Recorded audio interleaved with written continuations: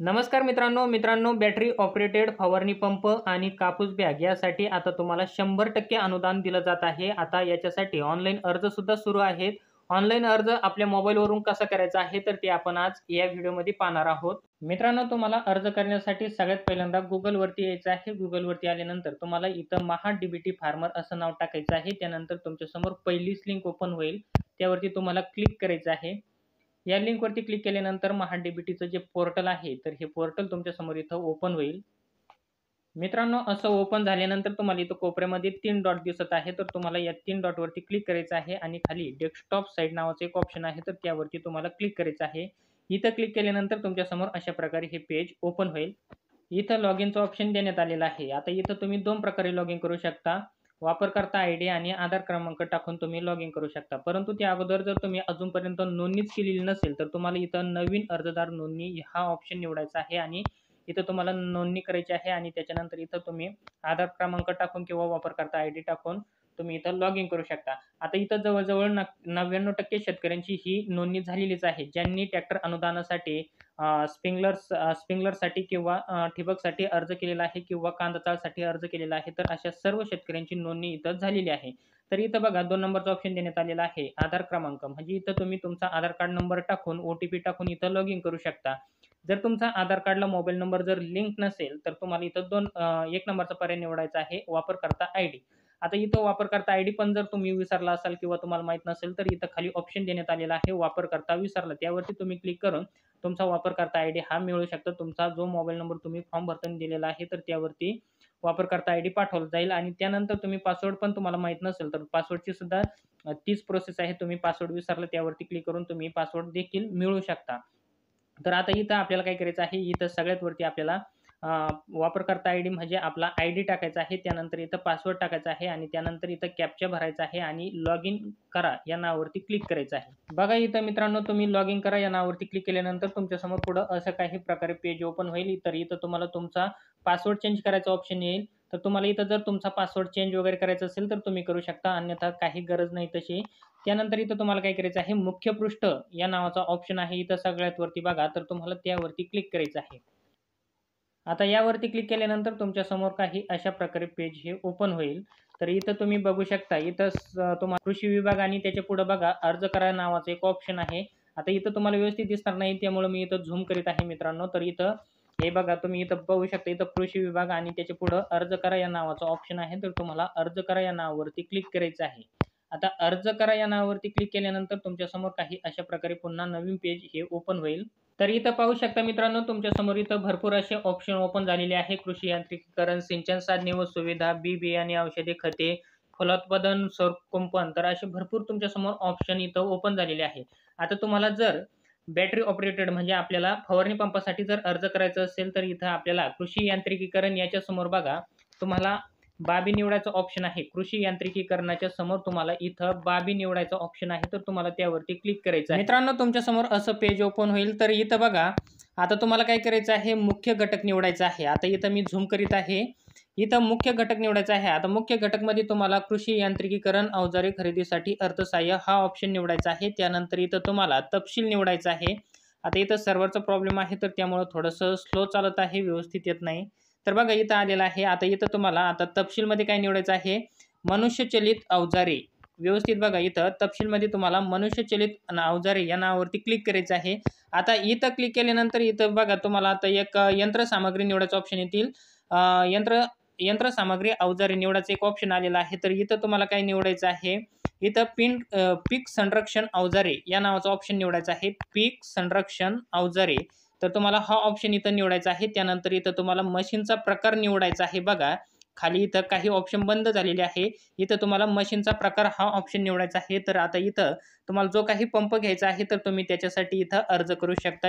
Power नॅपसॅक sprayer, म्हणजे इथं तुम्हाला इथं पेट्रोल पंप वगैरे जर तुम्हाला घ्यायचं असेल, तर त्याचे सुद्धा इथं ऑप्शन देण्यात आलेले आहे। तर मित्रांनो, इथं तुम्ही बघू शकता, तुम्हाला 0.75 ते 1 HP पर्यंत त्याचं इंजन आहे। तुम्हाला जे घ्यायचं आहे तर ते घेऊ शकता। तुम्हाला जर पेट्रोल पंपामध्ये जर घ्यायचं असेल, तर तुम्ही 16 HP पेक्षा जास्त लिटर चा एक आहे इथं ऑप्शन बघा आणि 1 HP पेक्षा जास्त इंजिनची क्षमता असलेला ऑप्शन आहे। तर तुम्हाला जर घ्यायचं असेल, तर तुम्ही तो निवडू शकता। म्हणजे इथं आपल्याला तो जो आहे तर तो तुम्हाला इथं 22 लिटरचा पंप इथं घेता येईल. आणि त्यानंतर मित्रांनो इथं बघा, आता आपल्याला बॅटरी ऑपरेटेड फवारणी पंपसाठी अर्ज करायचा आहे. त्याला 100% अनुदान आहे. तर त्याच्यासाठी जर तुम्हाला अर्ज करायचा असेल तर इथं त्याच्याच खाली इथं ऑप्शन देण्यात आलेला आहे, बॅटरी संचलित फवारणी पंप कापूस.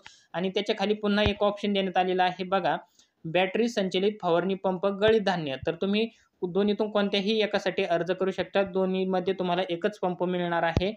तर हे ऑप्शन इथं निवडल्यानंतर मित्रांनो, तुम्ही पंप सिलेक्ट केल्यानंतर इथं तुम्हाला एक चेक बॉक्स लावायचे आहे. तर इथं काही अट आहे त्यांची, मी पूर्वसंमतीशिवाय यंत्र कोणतंही अवजार घेऊ शकत नाही. तर त्याची इथं संमतीपत्र आहे, अट आहे, नियम आहे. तर तुम्हाला त्यावरती एक चेक बॉक्स लावायचा आहे. इथं तुम्ही बघू शकता, इथं तुम्हाला चेक बॉक्स लावायचा आहे. त्यानंतर इथं तुम्हाला जतन करा या नावावरती क्लिक करायचं आहे. जतन करा या नावावरती क्लिक केल्यानंतर तुमची जी माहिती आहे तर ती इथं साठवण्यात आलेली आहे आणि तुम्ही इथं बघू शकता ती ॲड झालेली आहे. खाली इथं तुम्ही चेक करू शकता. त्यानंतर इथं तुम्हाला मेनूवर जा नावाचा ऑप्शन आहे, तर त्यावरती तुम्हाला क्लिक करायचं आहे. त्यानंतर इथं बघा, आता तुम्हाला आता जर कापूस बॅगेसाठी जर अर्ज करायचा असेल तर तुम्हाला इथं काय करायचं आहे, इथं खाली बियाणे, औषधे व खते या नावाचं एक ऑप्शन देण्यात आलेलं आहे. बघा 3 नंबरचा ऑप्शन आहे, बियाणे, औषधे व खते. तर त्यापुढील बाबी निवडा नावाचा ऑप्शन आहे, तर तुम्हाला त्यावरती क्लिक करायचं आहे. त्यानंतर इथं आता आपल्याला कापूस बॅगेसाठी अर्ज करायचा आहे, म्हणून आपल्याला इथं काही बाबी निवडायचा ऑप्शन आलेला आहे. तर इथं बघा, तुम्हाला बाब निवडा नावाचा ऑप्शन आहे.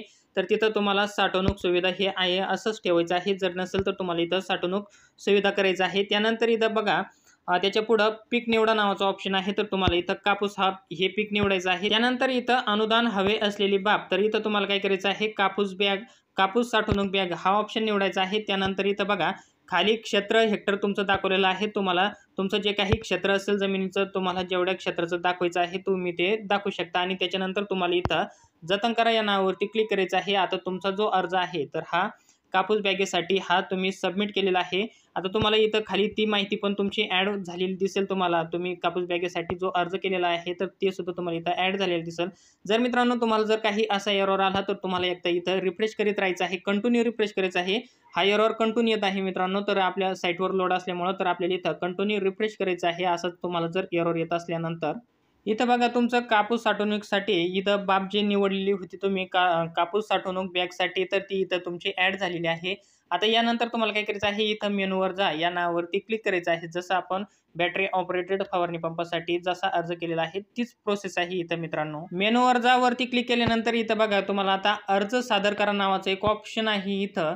तर तुम्हाला यावरती क्लिक करायचं आहे. इथं बघा, बोटाचं चिन्ह दाखवित आहे. इथं तुम्हाला अर्ज सादर करा, तर तुम्हाला त्यावरती क्लिक करायचं आहे आणि आपला जो अर्ज आहे तर हा सादर करायचा आहे. अर्ज सादर करा या नावावरती क्लिक केल्यानंतर तुमच्या समोर काही अशा प्रकारे पेज ओपन होईल. तुम्ही इथं पाहू शकता. तर तुम्हाला इथं पहा या नावाच्या ऑप्शनवरती क्लिक करायचं आहे एकदा. आता इथं क्लिक केल्यानंतर तुम्ही इथं बघू शकता, इथं तुम्हाला प्राधान्य क्रमांक निवडायचा ऑप्शन आलेला आहे कोपऱ्यामध्ये. तर इथं तुम्हाला जे काही 1 नंबरला पाहिजे आहे तर तुम्ही ते निवडू शकता. त्यानंतर तुम्हाला जे काही 2 नंबरला पाहिजे ते तुम्ही निवडू शकता. आणि त्याच्यानंतर पुन्हा इथं तुम्हाला अर्ज सादर करा या नावावरती क्लिक करायचं आहे.